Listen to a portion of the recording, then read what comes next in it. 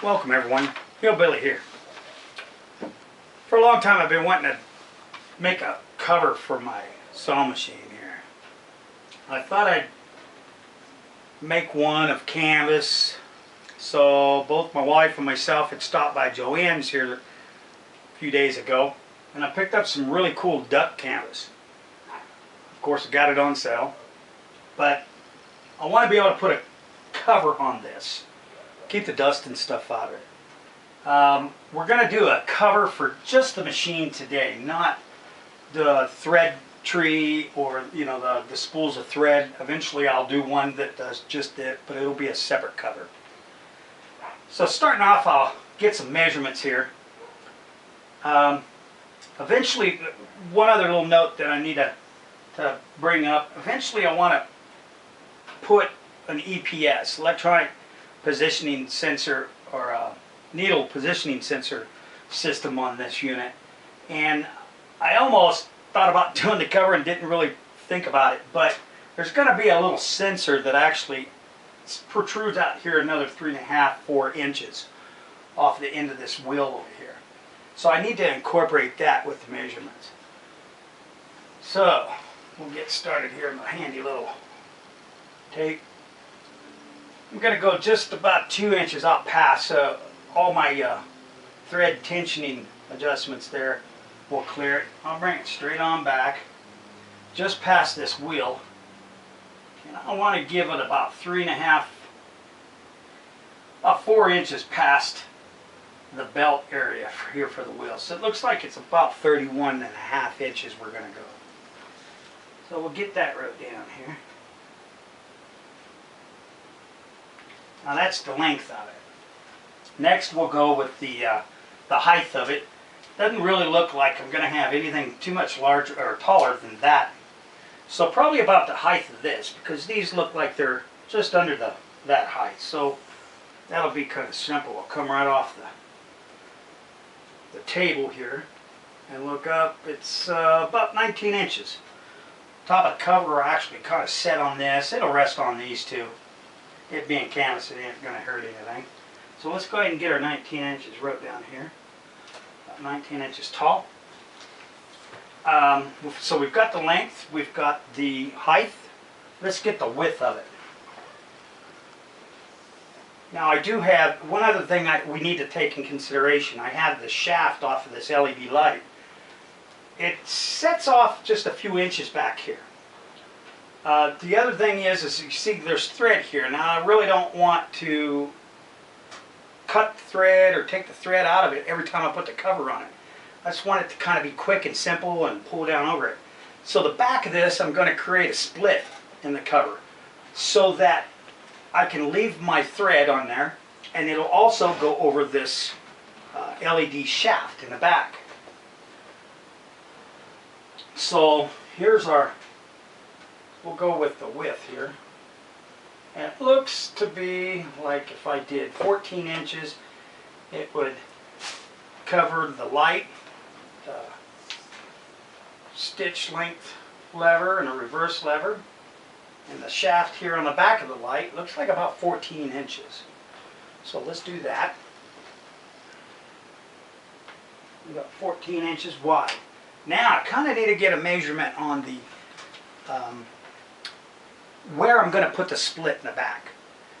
So I'm going to go from the edge of this wheel here over to just about where the shaft is. So whenever I do the split, I can take my cord and just pull a little bit of play up on my thread here. So the split will go down over that and then across the shaft. So we'll go back here one more time. Get our tape out here. Back over there, and it looks like about 8 inches. Then the difference of that, I want it to overhang about 2 inches, this side of the back, and that'll be about 21 inches. So let's write those down.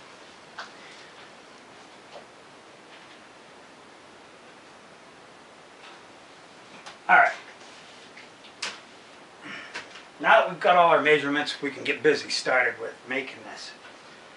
It's just going to be a basic square. Again, the back will have a split in it. I'm going to run some piping at all the joints, and I'll put some binding on the edges so we've got clean edges on all of it. Alright, stick with me and we'll start showing you the materials we're going to use. Alright, we're back. You know, I thought I'd take a few minutes and do a little pattern on my computer. I use this program called Smart Draw. It's pretty simple for me. There's another one, Inkscape. There's a lot of different drawing programs out there. But I actually had laid the measurements that I've got from the machine that we did just a little bit ago. And I had put it out and I kind of brought it up to scale. This program will allow me to actually print this on 8.5 by 11 sheets of paper. And then I can cut it, crop it, and actually put it together and make a full-size pattern. I thought I'd just show you putting a little bit of this together sure makes a project go a lot easier. As you know, putting a little thought into anything before you do it makes it go a lot smoother. Alright, I'll go ahead and get this printed. I'll get it put together, and I'll see you here in just a few minutes. Alright, here we are. It took me a lot longer than I thought, but I printed out. This is the front of my pattern. Man, it looks a lot bigger than what the machine is, but that's the measurements. Anyways, to explain a little bit about the pattern, these were just 8.5 by 11. My program printed it out, and then what I did is I cut and cropped it all together, just using a little bit of clear masking tape or the Scotch tape. Putting it all together, and then reconfirmed all my measurements. Basically from this point right here to this point over here being a total of 31.5 inches wide. And then basically from here to the bottom down here being 19. Now to show you just a little bit of what's going on with the pattern, I was telling you that we're going to do some piping. Piping being some rope or cord wrapped into some of the canvas itself. We'll call it bias. And that's where all of our joints are going to be, from the front to the gusset part, which there's not a gusset piece out here. I'm going to just cut it. I didn't get to print it out, but this is the front. We're going to have the piping going all along. As you can see this, and it's 3/16 piping, goes all along. You'll see here on the corners, well, before the corners here, from the area of the piping out, I allowed a 5/8 of an inch seam allowance. So that part is actually going to go on the inside of the cover. So when you're doing these turns and you're sewing, we're going to cut little V shapes out of here in order to allow our material to stretch a little bit easier and fold in these turns here. That's what these here are. It's just little cutouts and stuff. And you'll see our 5/8 seam allowance are from here to here, all the way around, from here to there, and the same over here. On the bottom here we'll have some bias tape basically that we're going to make out of the canvas. We won't be cutting it on the bias because we're going to end up doing a double clean bias. So this will be like a 1/2 inch. So that'll be a nice clean edge on the bottom. Here's 1/2 of the back of the pattern. The first one here was the front. And this, let me move this big guy out of the way here, which was the front. Oh, I hope I got all this back in the... This is the left side. This is where I was telling you I'd like to have the split in the back. But this here is going to be the left side of the back, and we're going to take the right side and overlap it by about 3 inches. Okay, so then when we put this cover on the machine, this piece here will be allowed to move like this, and my shaft for the LED light and thread will go in this area here, but this will all still drape down. You'll see I have some additional things here. This is going to be a 1/4 inch clean, a double clean bias tape down this side on both edges, or both edges of the split back, and then we'll have the 1/2 inch biased tape around the bottom. Now that will go clear around the entire lower portion of the cover. And again, we have our 5/8 seam allowance. We're going to be using the 3/16 piping. We'll cut our corners again to make it a little easier for around the corners, sewing that. But that's it. Again, I put it on in the program, brought it up to scale. It just makes it a little easier. I can lay these patterns down on some of the actual fabric. Alright, here we are. I've got some of the material laid out here. This is like a copper or a burnt brown color. It's called a duck canvas. It's what I picked up, both my wife and myself picked up at Joann's. We got it on sale. I believe this is about an 8 to 9 ounce canvas. It's really strong. Really cool stuff. They've got a variety of different colors down there. But I chose this because it was, I don't know, it's just kind of the browns like the sewing machine. Here's that one. This is just your ordinary, it looks like a dark brown. Oop, the pattern's going to take off there. Anyways, here again. These measure about 59 to 60 inches long or wide. And then, of course, you buy them by the yard. I'm not quite sure. I don't remember how many yards I ended up buying with these, but I know I've got enough. So I'm going to use this copper color, or the lighter brown, for the body of it. I'm going to use the dark brown for all the biased tape and the piping, just to kind of set it off. Here I got some, this is a 3/16 cording or piping. It's like a cotton rope. There's several different kinds of this stuff.